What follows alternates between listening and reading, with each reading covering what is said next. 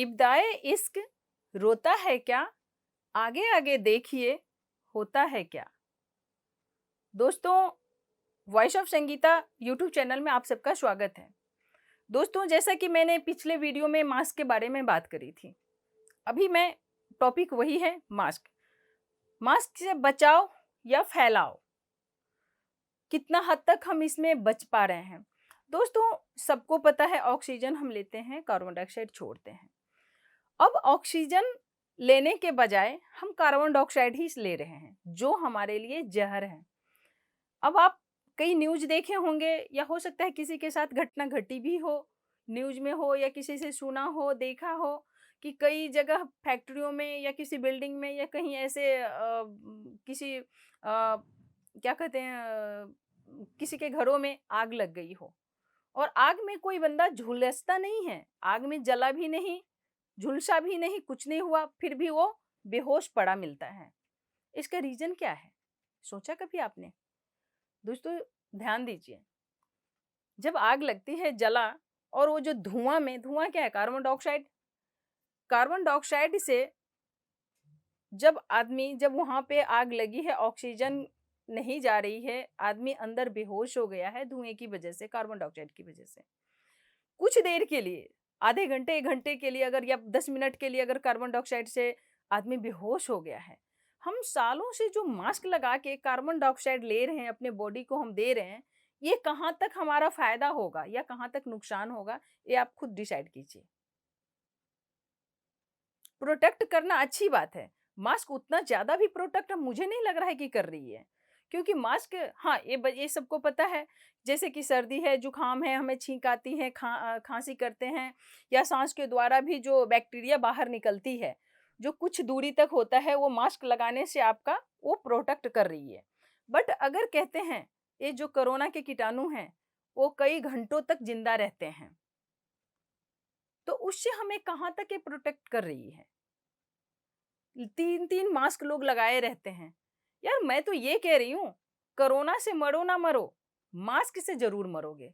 साले सांस ही नहीं आता है, सांस जब हम ले ही नहीं पाएंगे तो जिंदा कहाँ से रहेंगे? 3-3 मास्क लगाओ, फेस शील्ड लगाओ, और हमने देखा है लगा के बहुत परेशानी होती है।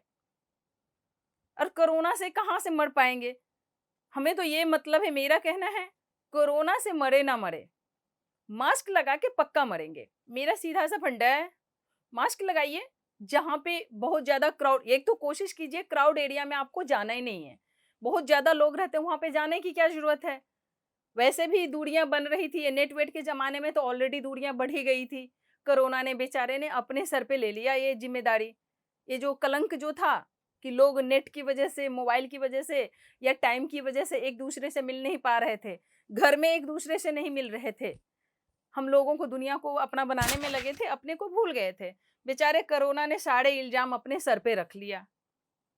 तो वैसे भी हमें क्राउड एरिया में बहुत ज्यादा, जहाँ पे भीड़ भड़ाका है, वहां पे मत जाइए। अकेले में अगर रहते हैं तो मेरा ख्याल है, जब अकेले होते हैं, जहाँ पे कोई नहीं होता है, वहां पे मास्क लगाने की कोई जरूरत नहीं है, क्योंकि यार, कम से कम स्वच्छ वायु, ऑक्सीजन तो ले लीजिए। दोस्तों, जब हम 10 मिनट, आधे घंटे के लिए आग लग गई, उसमें आदमी बेहोश होके गिरा हुआ है या बेहोश होके मर जाता है, ये भी सुना होगे, मर गया। क्यों? कई जगह ऐसे मैंने बहुत बचपन में एक सुना था कि अगरबत्ती जला था, और फुल फैमिली सोया हुआ था, दरवाजा बंद था, वेंटिलेटर वगैरह कुछ भी नहीं था, और जिसकी वजह से ऑक्सीजन की कमी हो गई, अगरबत्ती जल रहा था, कार्बन डाइऑक्साइड की वजह से सारे के सारे लोग सोए रह गए। अब इतनी खबरें हम सुन चुके हैं, इतना हम जानते भी, पढ़े लिखे, ये तो 4th क्लास में बताया जाता है कि हम इंसान ऑक्सीजन लेते हैं, कार्बन डाइऑक्साइड छोड़ते हैं, क्योंकि कार्बन डाइऑक्साइड हमारे लिए हानिकारक है। पेड़ पौधे कार्बन डाइऑक्साइड को लेके ऑक्सीजन छोड़ते हैं दिन में। कुछ ऐसे पेड़ पौधे हैं जो नाइट में भी ऑक्सीजन और दिन में भी ऑक्सीजन छोड़ते हैं, जिसकी वजह से हमारे यहाँ पीपल, तुलसी का पूजा किया जाता है। ये भी एक साइंटिफिक रीजन है, बट इसकी कहानी अगर बताएंगे तो बहुत लॉन्ग चली जाएगी। कभी जरूर फुर्सत मिलेगी तो बताऊंगी इसके बारे में भी, कि हमारे बड़े बुजुर्ग ऋषि मुनि ने तुलसी और पीपल का पूजा करने को क्यों बोला गया था। साइंटिफिक रीजन से हम देखेंगे, तो इसके बारे में हम बाद में बात करेंगे। फिलहाल जो हम मास्क पे चल रहे हैं, दोस्तों, मास्क अच्छे कंपनी का, अच्छी क्वालिटी का, आप 1 लगाओगे तो भी उतना ही फ़ायदा करेगा, 4 लगाओगे तो भी उतना ही फ़ायदा करेगा। क्योंकि वो बस ये इतना भी कारगर नहीं है कि वो क्या कहते हैं कोरोना की बैक्टीरिया को रोक दे, बिल्कुल नहीं रोक सकता। वो आपको हवा में तैर नहीं रहा है वो। आप बहुत सारे न्यूज़ है, गूगल पे आप सर्च कर लो, कहते हैं कि हवा में तैर रहा है, हवा में घूम रहा है। दोस्तों अभी तक इसका श्योर न्यूज़ तो आया नहीं है कि ये हवा में तैर रहे। ये है कि हाँ, कोई सामान पे चिपक जाता है, वो चिपका रहता है जब हम इंसान उस पे हाथ डालते हैं, वो हाथ लेके नाक ऐसे खुजलाते हैं, ये खुजलाते हैं, ऐसे खुजलाते हैं, जिसकी वजह से वो हमारे अंदर प्रवेश कर जाती है। क्योंकि हवा में वो तैरता कैसे कैसे तैर सकता है? क्योंकि वो बैक्टीरिया ऐसा है कि वो निर्जीव अवस्था में बाहर जो रहता है, मानी जैसे बेहोश होता है इंसान और सोया रहता है, उस अवस्था में वो होता है। वो जगता तब है जब हमें कोई भी जीवित इंसान जैसे हमारे अंदर जब वो प्रवेश कर जाता है, फिर वो जिंदा हो जाता है। आपने देखा होगा कई ऐसे मछली को मैंने बचपन में देखा है, थोड़ा-सा नदी किनारे घर था तो मैंने देखा है।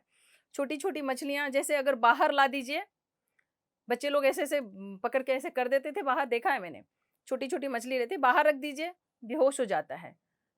थोड़ा छटपटाता है फिर बेहोश हो जाता है। उसके बाद उसको फिर से पानी में रख दीजिए कुछ देर के बाद जस्ट में, बहुत ज़्यादा भी देर नहीं लगाना। उसको रख दीजिए, तो वो फिर से तैरने लगता है।